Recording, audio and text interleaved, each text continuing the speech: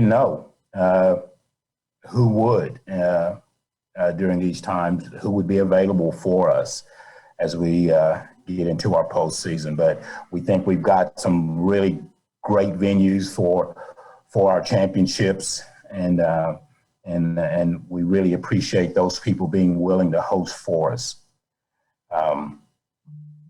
We talked about this morning in a board meeting our plans to continue our fall activities. We still have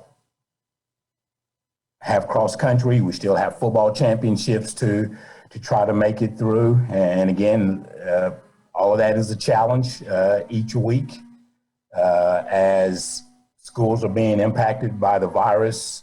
Students, teachers, coaches are testing positive. Football, we've been able to have anywhere between 85 and 90% of our games played. There's been cancellations each week, and we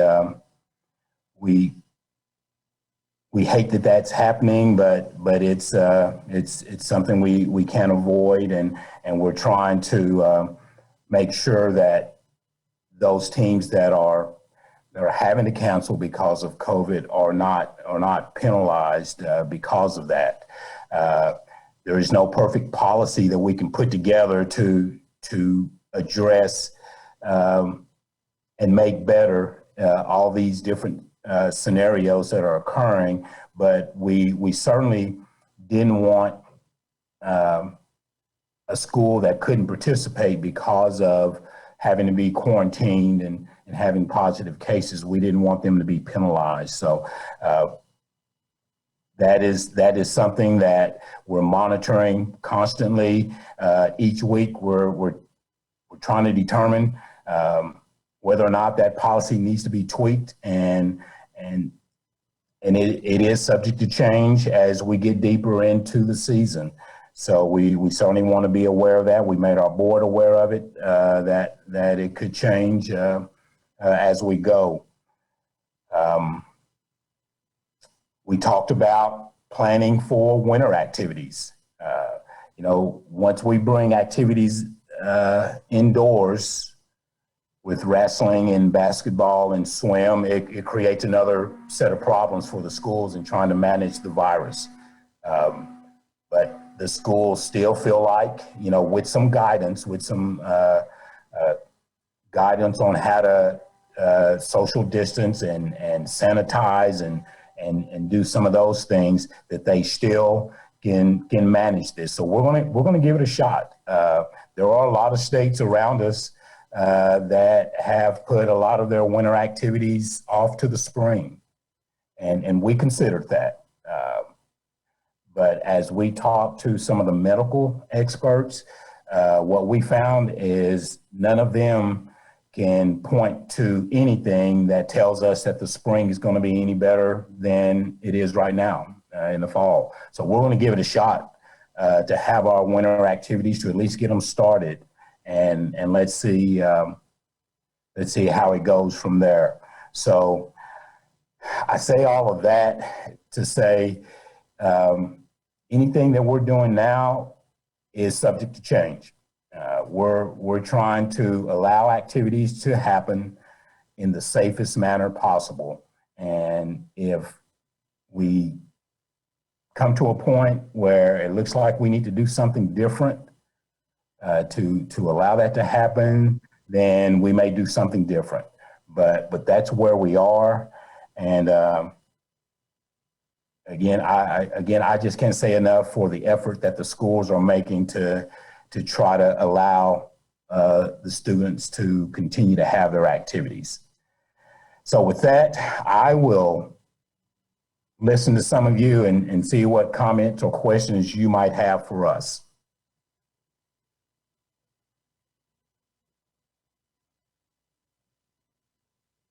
Got a question I see that's come up.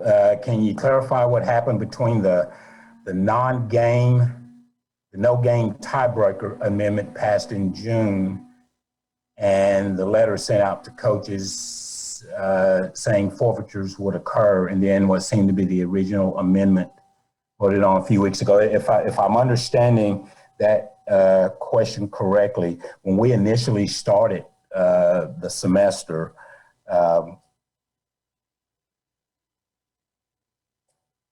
we tried to maintain our policy that if a school couldn't play and had to forfeit a game, that a forfeit by our rules would eliminate you from the playoffs.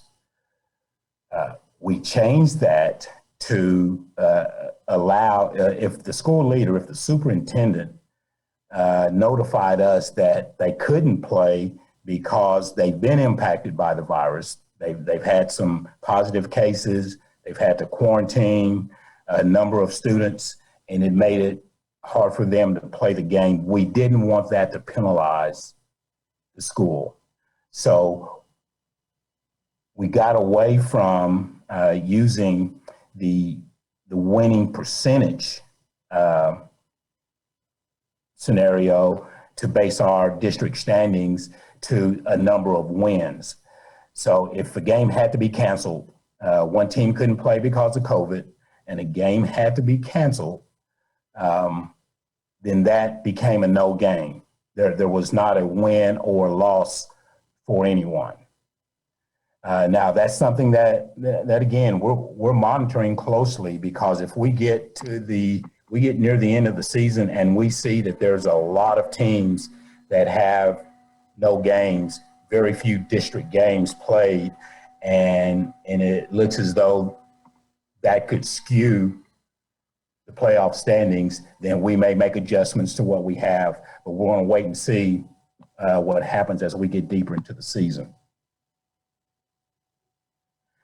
Another question, what's the plan or what would be the procedure if a team who qualifies for the state tournament is unable to play in the opening game or any other game because of COVID?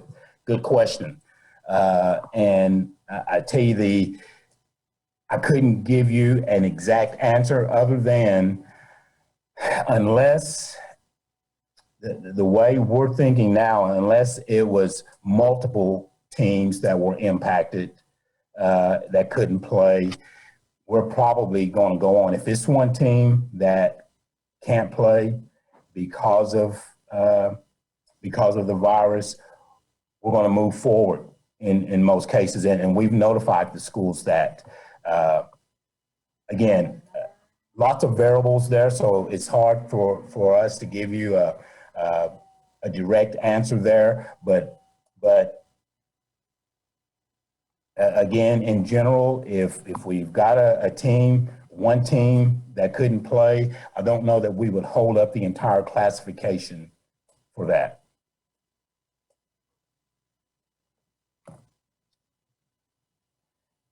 Okay, be patient with me as I try to make it through all the questions.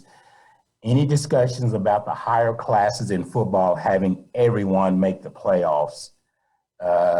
Only extending 1 week, and to answer that in short, there's been discussions about lots of different possibilities that we might look at as we get deeper into the season. Our goal is to get to the end of the season. So that scenario of maybe in Class 6A where you've got a week leeway there with the number of playoff games,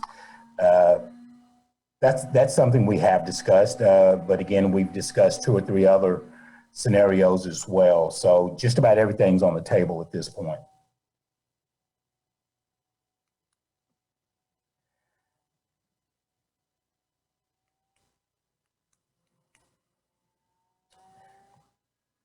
Question about the number of games that's been canceled, the 10 to 15% that's been canceled on a weekly basis. The question is there a percentage at which you think it would be prudent for school districts to pause or cancel a season? That's going to be left to that local school district, whether or not they feel like it's safe enough for their schools to move forward. For us, we're going to continue to try to move forward. As long as we've got schools that are playing and want to play, we're going to try to allow it to happen.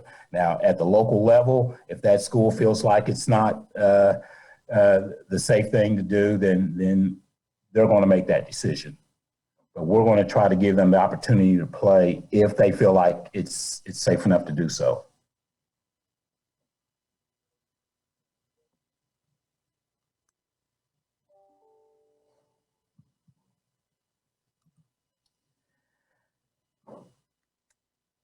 I've got a follow-up that says the letter sent out prior to the called meeting said forfeits would occur. Was this in error? The call meeting a few weeks ago. I'm not. I guess I'm not clear on that.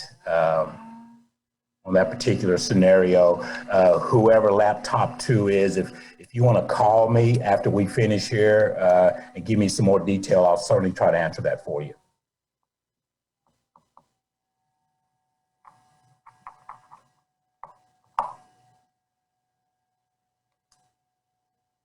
Other questions? I hope I haven't missed any.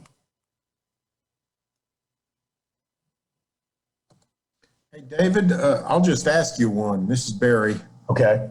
Have you given any thought to extending the season, not for playoffs or any of those reasons, but schools that lose a lot of games and just want to try to play a full season and a full schedule? You know, and letting them have the month of November to do that. Barry, that is something that we're considering. For instance, if there are non-playoff teams, the possibility of allowing them to find match games until we finish the playoffs, allowing them to find games to play, to give them more games, that is certainly something we have discussed, yes.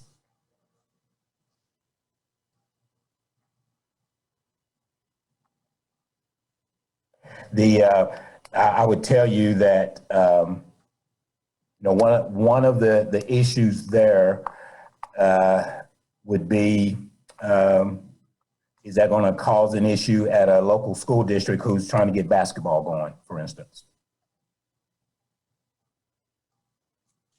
Would you say, what's the biggest priority for your office? Each school has its own issues. I realize that, and everybody has priorities. Is your biggest issue trying to stage the postseason, or is it trying to navigate to have a full regular season?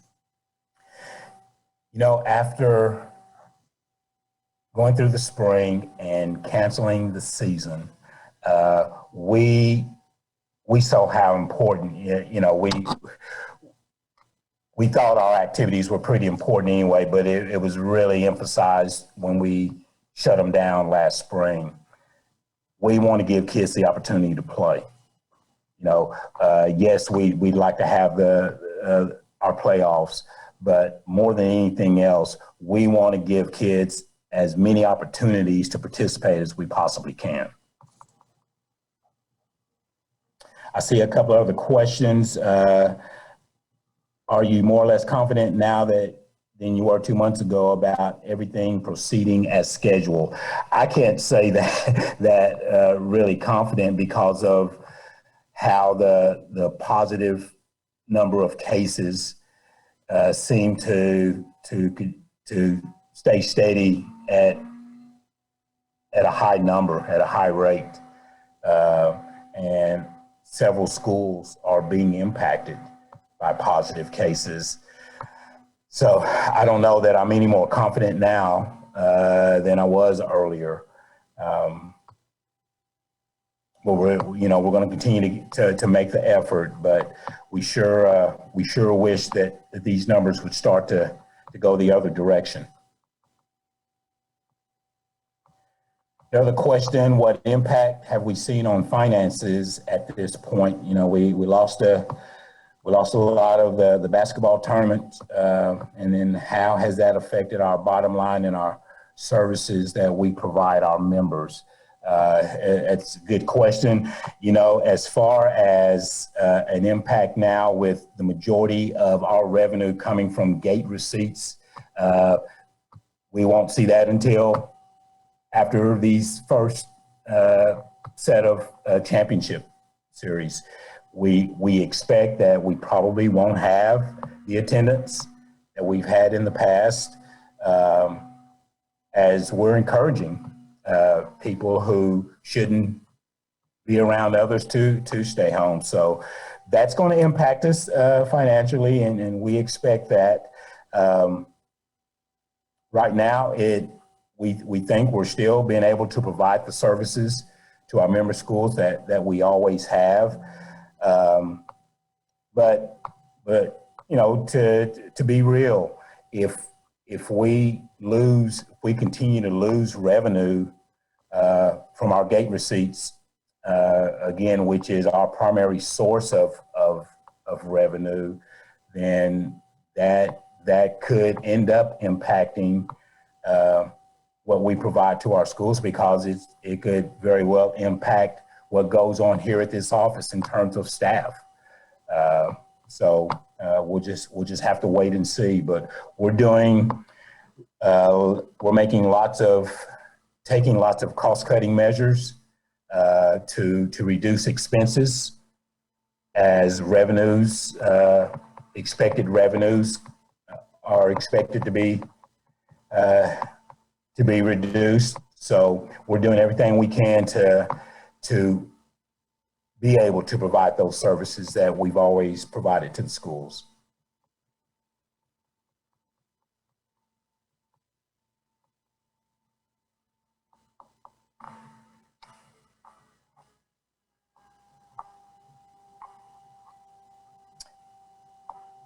Any other questions for us?